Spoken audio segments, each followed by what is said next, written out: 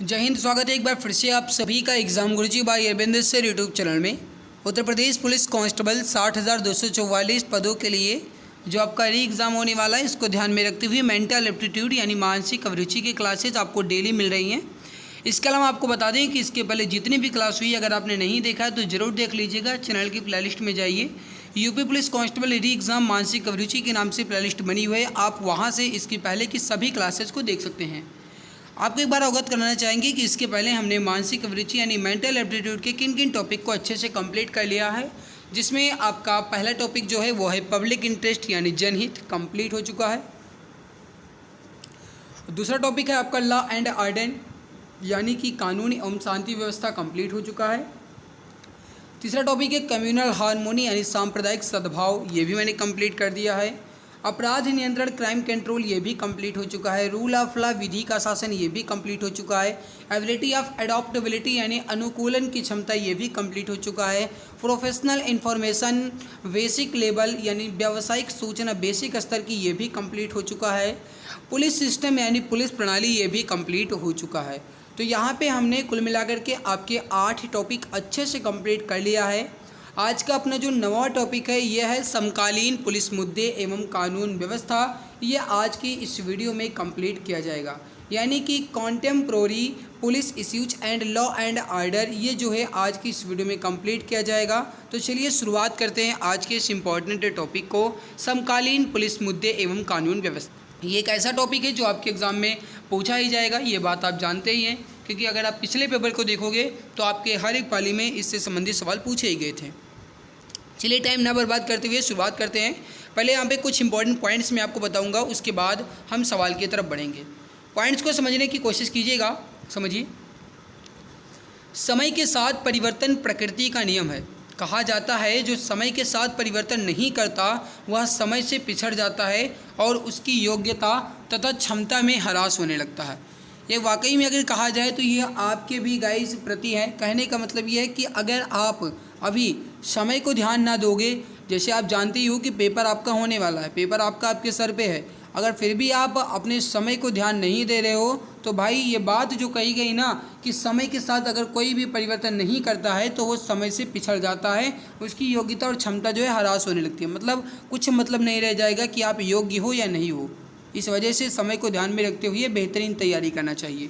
ठीक यही बात भारतीय पुलिस व्यवस्था पर भी लागू होती है। भारतीय पुलिस नियमावली अंग्रेज़ों द्वारा निर्मित की गई थी। अंग्रेज़ों ने अपनी आवश्यकता अनुसार उस समय की परिस्थितियों के अनुरूप पुलिस प्रणाली का विकास किया था। आज पुलिस पर भारी दबाव है। बढ़ती जनसंख्या के अनुरूप पुलिस विभाग में भर्तियां नहीं हो रही हैं, जिससे मौजूदा कार्यरत पुलिस कर्मचारियों पर अतिरिक्त कार्य का बोझ पड़ रहा है। ये सब जो लिखे गए हैं ये आपका समकालीन पुलिस मुद्दे वाले टॉपिक में ही लिखे गए हैं, जो आज के हिसाब से देखा जाए तो बिल्कुल सही है। समकालीन पुलिस मुद्दा जिस तरीके से वो टॉपिक है वो सही है कि भर्तियां नहीं हो रही हैं। हालांकि अब तो आई है भाई, लेकिन 5 साल बाद आई है, ये भी आप जानते हो। पुलिस को अत्याधुनिक साज सामान नहीं दिया जा रहा है, जिससे वह उग्र भीड़ या असामाजिक तत्वों के सामने असहाय हो जाते हैं।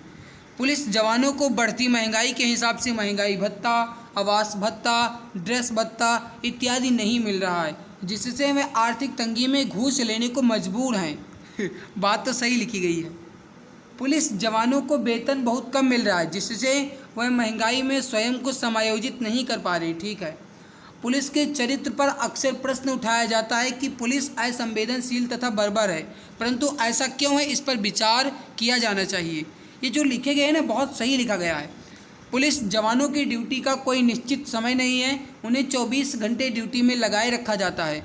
जब उन्हें भोजन, विश्राम, नित्य क्रिया एवं अन्य मानवीय सुविधा उपलब्ध नहीं होती तो ऐसी असुविधाजनक कार्य के माहौल में पुलिस कैसा व्यवहार करेगी, ये आप खुद सोचिए। ये अगर वाकई में कहा जाए तो बहुत इम्पोर्टेंट पॉइंट्स हैं। ये पुलिस के हिसाब से देखा जाए तो अगर ध्यान में रखा जाए तो पुलिस को कुछ भी यहाँ पे व्यवस्था नहीं मिल पा रही है। मैंने अभी शायद 2 दिन पहले टेलीग्राम पे एक पोस्ट शेयर किया था, उसमें मैंने बताया था, क्या नाम था ध्यान नहीं है, शायद अयोध्या पे आए थे पता नहीं क्या नाम था, सांसद कोई थे, वो आए थे। उन्होंने गाइस जब देखा कि पुलिस जो है घाम यानी कि धूप में काम कर रही है, तो उन्होंने देखा कि और कहा कि मैं इस बात को संसद में रखूँगा कि पुलिस की जो ड्यूटी है ये 8 घंटे की जाए, यानी जो 24 आवर ये ड्यूटी है ये 24 आवर नहीं, ये 8 घंटे की जाए। इसके अलावा सप्ताह आपका 7 दिन का होता है, तो इसमें मात्र 6 दिन का काम लिया जाए, 1 दिन उन्हें भी छुट्टी दी जानी चाहिए। इसके अलावा अगर वो एक्स्ट्रा काम करते हैं 8 घंटे के बाद, तो एक्स्ट्रा भी उनको पैसा मिलना चाहिए उनके एक्स्ट्रा टाइम का। ये उन्होंने मुद्दा उठाया है और कहा कि मैं संसद में इसके बात को रखूँगा। और अगर वो इस बात को रखते हैं भाई तो बहुत अच्छी बात होगी। मैंने टेलीग्राम पे पोस्ट शेयर किया था, आपने देखा होगा, नहीं देखा है तो देख लेना, टेलीग्राम चैनल को ज्वाइन किए होंगे तो आप देखे होंगे। फिलहाल चलिए आज के इस इम्पोर्टेंट टॉपिक यानी समकालीन पुलिस मुद्दे एवं कानून व्यवस्था के सवालों को देखते हैं, जिसमें पहला सवाल आपका सवाल है कि अपराधों की रोकथाम तथा घटित घटनाओं का अनावरण इसका मुख्य दायित्व किसका है? अपराध की रोकथाम करना और घटित घटनाओं के अनावरण का मुख्य दायित्व जो है ये है पुलिस का। राइट उत्तर होगा आपका ऑप्शन नंबर ए। अगला सवाल देखिए, नागरिकों में पुलिस की विश्वसनीयता घटने का क्या कारण है? मामले में न्यायसंगत विधिक कार्यवाही का न किया जाना, ठीक है। राजनीतिक दबाव के कारण मामलों का अल्पीकरण किया जाना, ये भी सही है। एक पक्षीय कार्यवाही कर मामले को समाप्त किया जाना, ये भी सही है। इसी वजह से नागरिकों में पुलिस की विश्वसनीयता घट रही है। कारण क्या है? ये सब कारण है। राइट उत्तर होगा डी आंसर। अगला सवाल देखो, पुलिस को जनता का विश्वास अर्जित करने के लिए क्या आवश्यक है? यानी अगर पुलिस जनता का विश्वास जीतना चाहती है तो उसे क्या करना चाहिए? राजनीतिक दबाव से मुक्त होना, उच्च कोटि का आचरण एवं संवेदनशीलता होनी और त्वरित कार्यवाही यानी तुरंत कार्यवाही होनी चाहिए। राइट उत्तर होगा डी आंसर, उपरोक्त सभी। अगला सवाल देखिए, पुलिस की सफलता के लिए अत्यंत महत्वपूर्ण क्या है? अगर पुलिस सफलता प्राप्त करना चाहती है किसी भी काम में तो उसके लिए उसका सबसे ज़्यादा जरूरी क्या है या उसे किसके सहयोग की आवश्यकता है?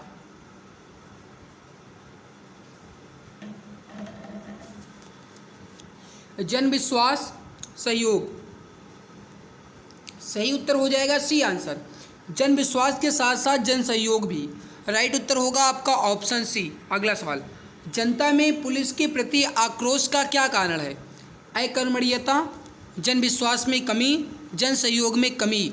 यहाँ पे राइट होगा आपका डी आंसर, इसमें सभी। इसी वजह से जनता में पुलिस के प्रति आक्रोश है। अगला सवाल देखिए, पुलिस को जनता में अपने प्रति सकारात्मक विचार एवं विश्वास बनाए रखने के लिए क्या कदम उठाने चाहिए? पुलिस को जनता में अपने प्रति सकारात्मक विचार एवं विश्वास बनाए रखने के लिए क्या कदम उठाए जाने चाहिए? इसका आंसर आप बताएंगे, राइट क्या हो?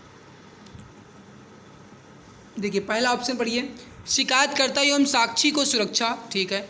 अपराधियों के दिशा निर्देश की अवहेलना, राजनीतिक एवं प्रभावी लोगों की मदद। देखो राजनीतिक लोगों की अगर हम मदद करेंगे तब हम जनता के प्रति सकारात्मक विचार कैसे कर पाएंगे? तो यहाँ पे अगर सी ऑप्शन को देखते हुए डी ऑप्शन काट दिया जाए तो कोई इसमें गलत नहीं है, क्योंकि उपरोक्त सभी लिखा है तो डी आंसर तो वैसे कट गया। राइट उत्तर, परफेक्ट उत्तर होगा शिकायतकर्ता और साक्षी की सुरक्षा। इस पर अगर विचार किया जाए तो हम जनता के प्रति अपना सकारात्मक विचार प्रस्तुत कर सकते हैं। राइट उत्तर होगा आपका ऑप्शन ए। अगला सवाल, सवाल नंबर 7। सवाल नंबर 7, सवाल समझिएगा, पुलिस व जनता के मध्य अच्छे संबंधों के निर्माण के लिए क्या आवश्यक है? पुलिस व जनता के मध्य अच्छे संबंधों के निर्माण के लिए क्या आवश्यक है? रक्षक के रूप में पुलिस की स्थापना, भक्षक के रूप में पुलिस की स्थापना, सेवक के रूप में पुलिस की स्थापना या फिर उपरोक्त सभी? उपरोक्त सभी तो यहाँ से कट गया क्योंकि लिखा गया है ऑप्शन नंबर बी में भक्षक के रूप में, तो भक्षक तो होगा नहीं। अब रक्षक और सेवक को आप ध्यान में रखिए। अगर आप गाइस उत्तर प्रदेश पुलिस के स्लोगन को ध्यान दो तो लिखा क्या लिखा है स्लोगन में कि क्या लिखा है बताइए पहले? सुरक्षा आपकी संकल्प हमारा। अब मेरे प्यारे भाई आप ये जानते हो सुरक्षा आपकी संकल्प हमारा यानी कि सुरक्षा करना ही काम है, तो ये जो हो जाएगा ये रक्षक नहीं होगा, यहाँ पे होगा सेवक के रूप में पुलिस की स्थापना। राइट उत्तर हो जाएगा आपका ऑप्शन नंबर सी। आगे बढ़ते हैं, अगला सवाल देखिए, पुलिस कर्मियों में अनुशासनहीनता एवं असंवेदनशीलता का क्या कारण है? पुलिस कर्मियों में अनुशासनहीनता एवं असंवेदनशीलता का क्या कारण है? कार्य का अतिरिक्त बोझ, नेतृत्व का अभाव, राइट होगा डी सी आंसर, उपरोक्त सभी। यानी कार्य का अतिरिक्त बोझ, मतलब जितना काम करने की क्षमता नहीं है उससे ज़्यादा काम दे दिया जाता है, एक तो कारण ये है, और दूसरा है कि नेतृत्व का अभाव है। राइट उत्तर यहाँ पे जो हो जाएगा ये हो जाएगा ऑप्शन नंबर सी, उपरोक्त दोनों। अगला सवाल देखिए, सवाल क्या कह रहा है, समझने के बाद आंसर दीजिएगा। क्वेश्चन है कि अधीनस्थ पुलिसकर्मियों के मनोबल को हतोत्साहित करने वाले कार्य। अब देखिए, हतोत्साहित का मतलब ये है जो उनके उत्साह को कम करे। उच्च अधिकारियों द्वारा कार्य के प्रति दबाव, ये सही है। उच्च अधिकारियों द्वारा असामान्यजनक भाषा का प्रयोग, ये भी सही है। उच्च अधिकारियों का पद एवं प्रभाव का अनुचित प्रयोग, ये भी सही है। मतलब जो बड़े रैंक के ऑफिसर हैं वो अपनी पद का उपयोग करते हुए अनुचित व्यवहार करते हैं और इसके अलावा कार्य ज़्यादा दे देते हैं, कार्य के प्रति दबाव डालते हैं और अनुचित या फिर कहा जाए असामान्यजनक भाषा का प्रयोग करते हैं। इन सभी कारण से पुलिसकर्मियों के मनोबल को हतोत्साहित होना पड़ता है, यानी उनका जो मनोबल है वो हतोत्साहित हो ही जाता है। तो कारण ये सभी होगा, राइट उत्तर होगा डी। आगे बढ़ते हैं, अगला सवाल देखते हैं। सवाल नंबर 10, पुलिस पर होने वाले हमलों की संख्या में वृद्धि का कारण क्या है? पुलिस पर होने वाले हमलों की संख्या में वृद्धि का कारण क्या है? पुलिस द्वारा एक पक्षीय कार्यवाही किए जाना, ये तो कहीं ना कहीं सही है कि एक पक्षीय अगर कार्यवाही करोगे भाई तो हमला तो होगा ही। मतलब पुलिस जो है ये दोनों पक्ष का ध्यान में रखे तो बात सही है, लेकिन अगर एक पक्ष का ध्यान में रखोगे तो हमला तो होगा ही, बात तो सही है। पुलिस के प्रति जनता के विश्वास में कमी, देखो हमले की बात की जा रही है, हालांकि जनता के विश्वास में तो कमी है, वो बात सही है, लेकिन हमसे हमले को ध्यान में रखते हुए कहा गया है तो ये तो गलत है। पुलिस द्वारा राजनीतिक दबाव में न्याय संगत कार्यवाही का ना करना, मतलब जो न्याय है या जो न्यायिक तरीके से है वो काम ना करना क्योंकि राजनीतिक दबाव है पुलिसकर्मियों के ऊपर, ये भी सही है। तो राइट उत्तर ए और सी दोनों होगा, यानी ए और सी के कारण पुलिस के बलों पर या पुलिस पर होने वाले हमलों की संख्या में वृद्धि लगातार हो रही है, ये दोनों कारण है। राइट होगा डी आंसर, ए एंड सी दोनों। आगे बढ़ते हैं, अगला सवाल देखते हैं। सवाल नंबर अगला, सवाल क्या कह रहा है समझने के बाद आंसर दीजिएगा। सवाल है, पुलिस को अपने स्वयं के प्रति होने वाली घटनाओं पर कार्यवाही करनी चाहिए। पुलिस को अपने स्वयं के प्रति होने वाली घटनाओं पर क्या कार्यवाही करना चाहिए? मनमानी पूर्वक एवं कठोर, नहीं भाई मनमानी पूर्वक तो कभी नहीं कर सकते। मनमानी पूर्वक उचित एवं कठोर, मनमानी पूर्वक जहाँ तक है तहाँ तक होगा ही नहीं। एकता प्रदर्शित करते हुए उचित कठोर किंतु वैधानिक यानी न्यायपूर्ण, यानी जो नियम के हिसाब से है। राइट होगा सी आंसर, इसमें ऑप्शन नंबर सी राइट होगा। आगे बढ़ते हैं, अगला सवाल। सवाल है कि पुलिस प्रशासन की कठोरतम परीक्षा होती है विभागीय समारोह में, सांस्कृतिक कार्यक्रमों में, राजनीतिक कार्यक्रमों में या पंचायत के चुनाव में। पुलिस प्रशासन की कठोरतम जो परीक्षा होती है कब होती है? विभागीय समारोह में भाई, उसमें कौन सी परीक्षा, समारोह हो रहा है उसमें तो मज़े ही मज़े हैं। सांस्कृतिक कार्यक्रम में भाई, इसमें कौन सी परीक्षा, इसमें तो भाई सांस्कृतिक कार्यक्रम हो रहा है, आराम से काम करो अपना। राजनीतिक कार्यक्रम में भाई तो होगा ही नहीं, कार्यक्रम में आपकी परीक्षा थोड़ी कोई होगी, नहीं होगी ना, तो कार्यक्रम होगा नहीं। न्याय पंचायत या पंचायत के चुनाव में डी आंसर राइट होगा, आपका option number D correct answer हो जाएगा। आगे बढ़ते हैं, अगला सवाल। चुनाव को सुचारू रूप से संचालित करने के उद्देश्य से पुलिस को क्या करना चाहिए? चुनाव को सुचारू रूप से संचालित करने के लिए क्या करना चाहिए?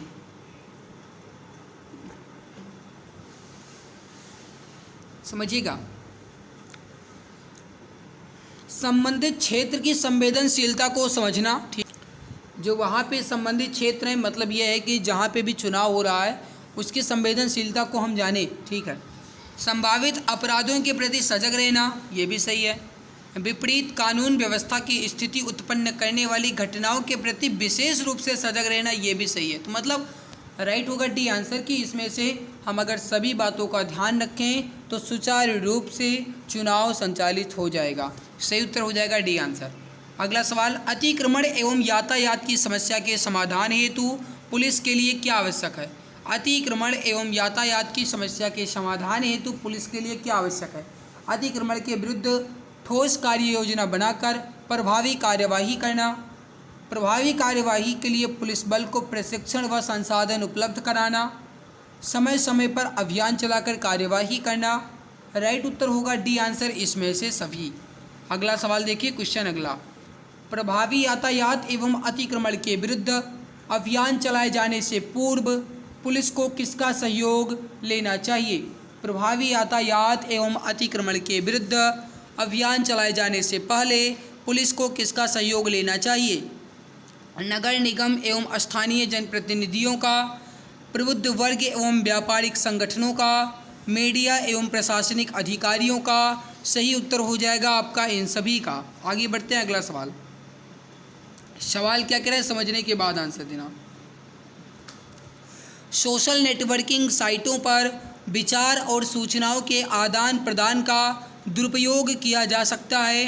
धार्मिक उन्माद फैलाने में, दूसरे धर्म के प्रति लोगों में द्वेष पैदा करने में, संस्थाओं एवं व्यक्तिगत प्रतिष्ठा के प्रति दुष्प्रचार में, इन सभी में सोशल नेटवर्किंग साइटों पर सूचनाओं पर आदान प्रदान का दुरुपयोग हो सकता है। डी आंसर उपरोक्त सभी।